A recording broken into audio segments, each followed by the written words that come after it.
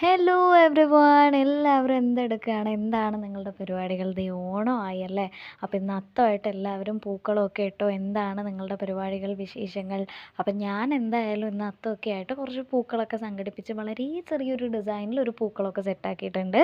അപ്പോൾ എല്ലാവർക്കും ഹൃദയം നിറഞ്ഞ അത്തം ദിനാശംസകൾ ട്ടോ. അപ്പോൾ ഇനി അങ്ങോട്ടുള്ള 10 ദിവസങ്ങളിലും നമ്മളുടെ ചാനലിൽ ഈ പൂക്കളം ഇടുന്നതിൻ്റെ വീഡിയോസ് കാര്യങ്ങൾ എന്തായാലും ഉണ്ടാവും. ഓണത്തിൻ്റെ അന്നത്തെ ഒരു വ്ളോഗും ഉണ്ടാവും. സോ ആരും മിസ് ചെയ്യാണ്ട് കാണാൻ വേണ്ടി നോക്കാം. പിന്നെ അത് മാത്രമല്ല, ഓണം എന്ന് പറയുമ്പോൾ ദേ നാളെ തൊട്ട് ഇവിടെ ഒരു ചെറിയ ഓണപ്പരീക്ഷയും കൂടെ സ്റ്റാർട്ട് ആവുന്നുണ്ടല്ലോ അല്ലേ?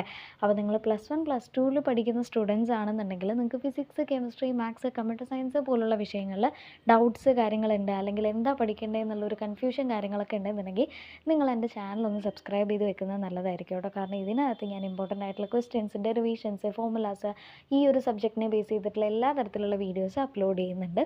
സോ അതും നിങ്ങൾ കാണാൻ വേണ്ടി മറക്കണ്ട.